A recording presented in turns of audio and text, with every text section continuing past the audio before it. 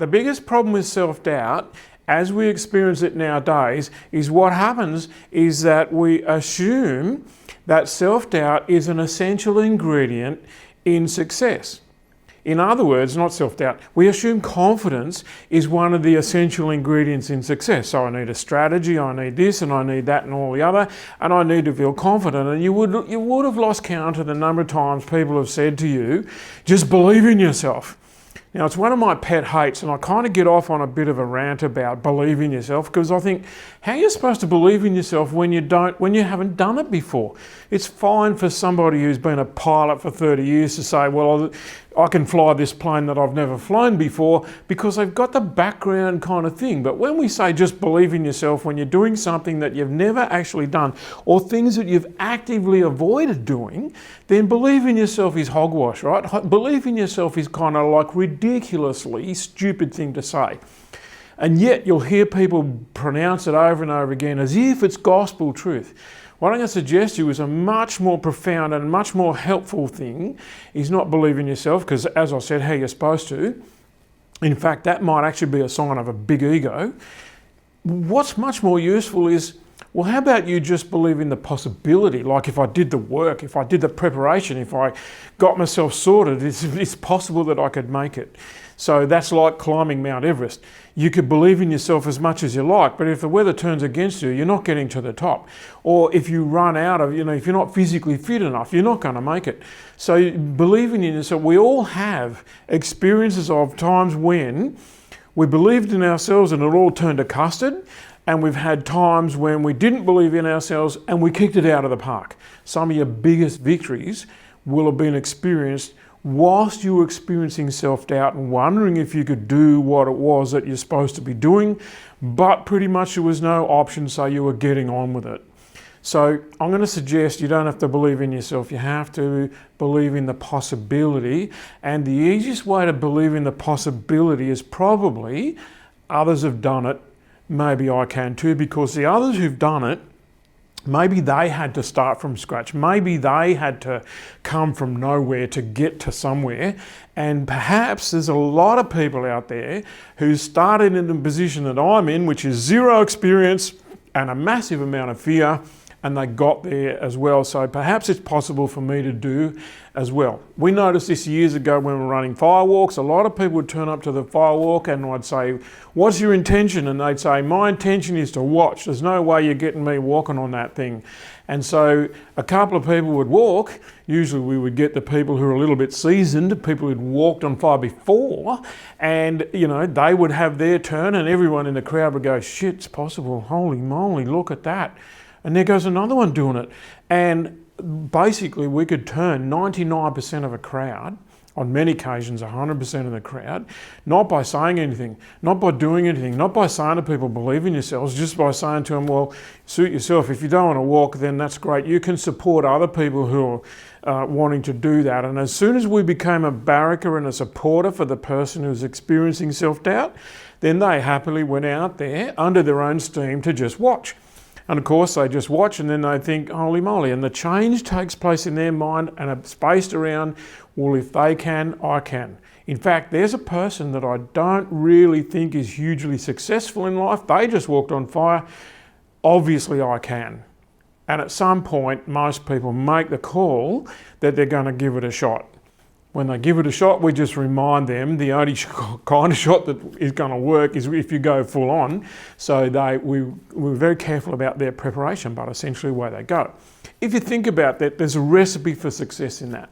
So in terms of overcoming self-doubt, I think that the first thing to understand, write it down in capital letters, is that self-doubt is a religion that most people subscribe to in such a way that they end up worshipping at the altar of self-doubt, not noticing they're the only person.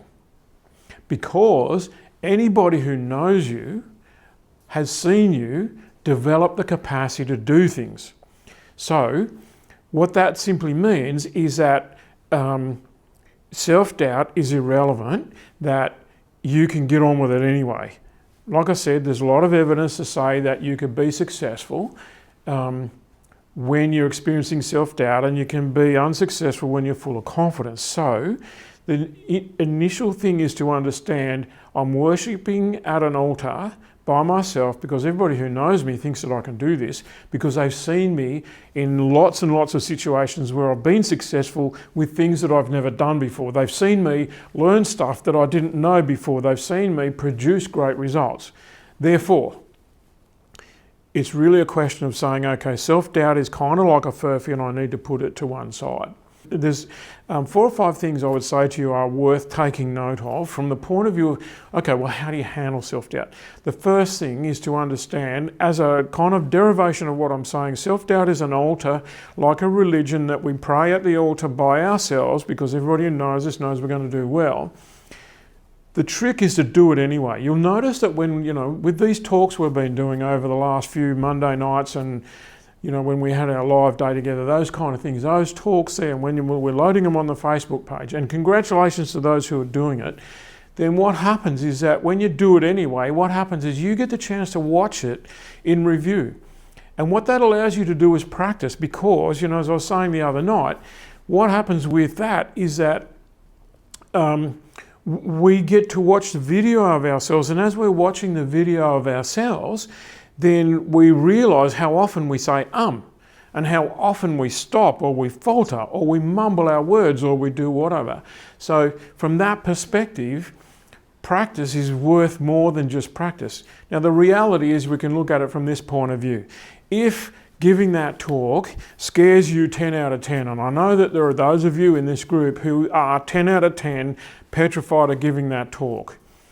But if you do it anyway, then what we can fairly safely predict is that you're going to experience 10 out of 10. We can also fairly safely predict you're not going to die. So we're going to say, okay, knowing that you're not going to die and knowing that you're only going to be embarrassed in a small group, how about you get on with it anyway? Because, if you do it over and over and over and over, then what happens is sooner or later, and it's probably only the 10th or the 20th go, sooner or later, your experience of embarrassment is 9 out of 10 instead of 10 out of 10. And if you keep going, then sooner or later, your experience of embarrassment is 8, and then 7, and then 6, and then 5. And then one day, speaking in public or speaking to a camera or putting a proposition or making a sale or dropping a pitch on someone boils down to kind of, it's like no different to going and getting a glass of water. You're down at 0 or 1 or 2 maybe. You notice that you're a bit nervous, but you're very capable and you can keep your mind on what you're doing. So that's probably the ultimate thing, is to understand that, yeah, sure, you're entitled to be petrified 10 out of 10. That's not going to change unless you do something. The simplest, fastest way to do that is to get on and do it. Load the video, because it's highly embarrassing when you do that, and understand that if you keep doing it, then your level of personal embarrassment, your level of kind of sweat and all of that sort of stuff is going to climb its way down from 10 over a period of time. Unfortunately, I can't tell you when it's going to climb its way down, but once it's got down to 7 or 6, what you'll find is it's all a lot easier to handle, it's all a lot easier to get on with, and then you can get into management strategies. So when I'm producing video for our courses or for pitches or for sales or whatever it is, I do them all in one day. Because if I'm going to have to put a shirt and a coat on, then why don't I do them all in one go? Because you see, once I've done 1 or 2, I'm warmed up, and when I'm warmed up, then I'm kind of a little bit easier in front of the camera than I was when I started an hour beforehand. So this can happen, that you can go from 10 to 7 in an hour. So it's a profound concept. If we go back to the dot points for how do you deal with self-doubt, what I was saying is the first is do it anyway. Get in front of the camera and just get on with it. Yes, I know you're going to experience 10 out of 10 fear or whatever it is, but that will ease off over a period of time. Point number 2 is get out of direct involvement. Really what I'm doing now in front of you is I'm doing 2 things. There are 2 thought streams in my head. This can be tricky to learn, but there can be 2 of you in there. By the way, you probably know there's 5 of you in there already, but one of you can be the observer. And most often what happens is we're doing something and we're watching ourselves doing it. And the part of us which is watching is saying, what'd you do that for? That was a dumb thing to say. You can be, as Dom says, she can be giving her talk from stage and somebody walks out and she thinks they hate me, but she's still doing the talk. So it's possible to be doing the talk and talking to yourself about the talk that you're doing or what's going on in the room at the same time. So it's pretty important that you become the observer, because when you become the observer, what that means is that you're not so frightened. You notice that a part of you is frightened, not all of you. And that's a critically important thing. So I'm saying practice, do it anyway. I'm saying be the observer. The other thing I'm suggesting is that you get your feelings out. So what that means is if you're experiencing self-doubt, how about you write that, sing that, paint that, do that, or talk to somebody about it, because just the sheer verbalization of it, I've lost count of the number of people who've said, this is what I'm suffering from, and they talk, and then 20 minutes later I go, how are you going? And they go, I feel so much better, you're a genius.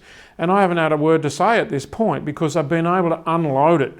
So part of getting through self-doubt is unloading on the idea, or expressing the idea that I don't have confidence, I'm not feeling like I can do this. But that's okay, I just need to say that. So that's point number whatever it is.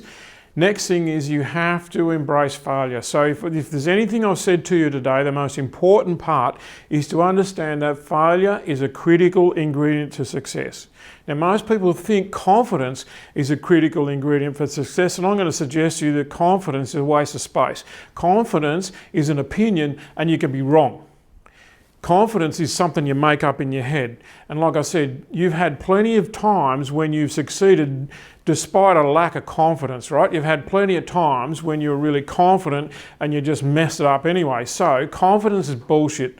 Therefore, understand that what we need to do is get out there and fail as quick as we can, because it's in the failure that you learn. As long as you're willing to learn from failure. If you want to repeat the same mistake over and over again, you don't need any help from me, just help yourself. But if we can look at that video that we produce and get some constructive, critical criticism for ourselves, and in the beginning, that's going to be things like, say less often.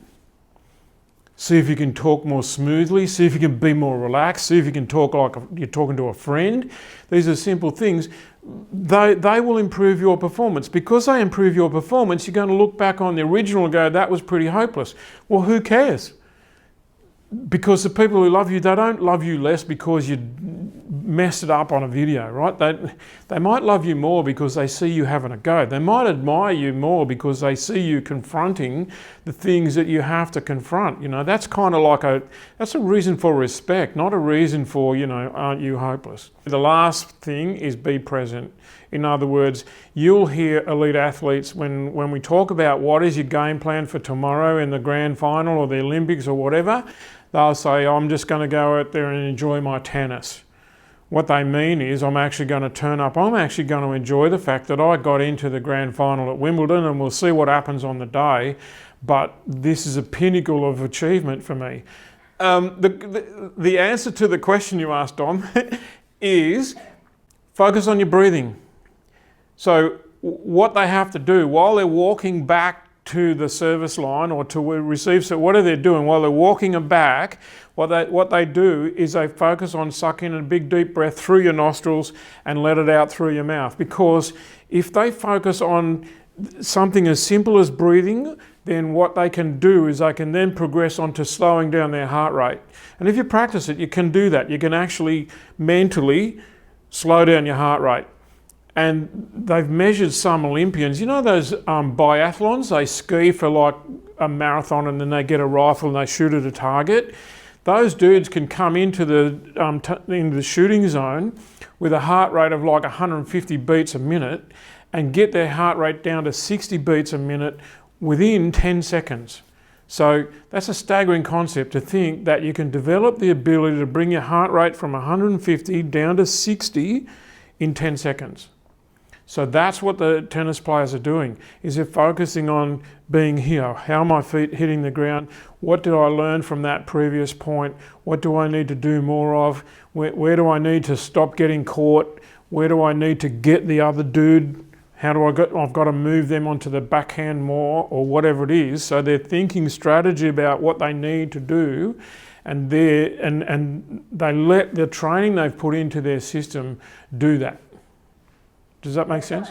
So it is possible for us to say, you know what, I could choose to enjoy this. What a privilege that, you know, like what a privilege that for you that you're standing right where you are at the moment in an office of your own with all those people, you know, there to support you, and all of those thousands of people whose lives you've changed. What a privilege.